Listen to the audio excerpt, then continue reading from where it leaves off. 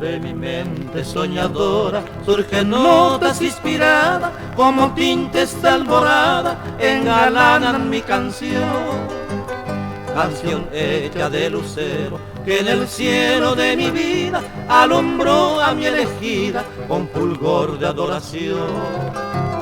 Con mirarla tuvo un cielo de ilusión y de ventura, fue un refugio de ternura que encontró mi corazón.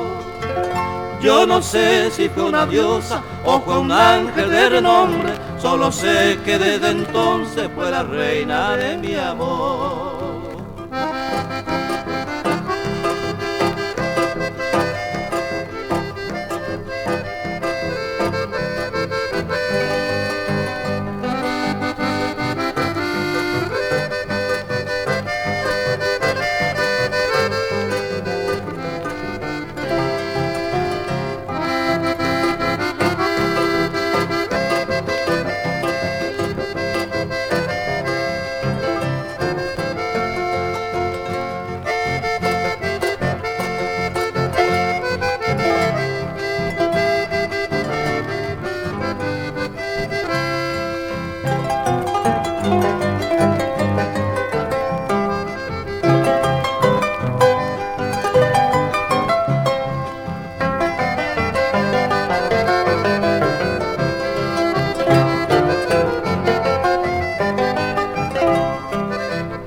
Ella es joya, luz del alba, mi adorada flor morena, la mujer más tierna y buena, relicario de virtud.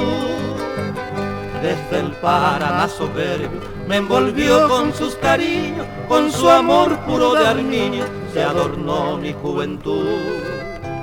Es mi anhelo con la brisa, con los prados y los ríos, enjollar el canto mío y ofrendarla bajo el sol. Bajo el sol que va alumbrando a esta joya seductora que proclamo con la aurora como reina de mi amor.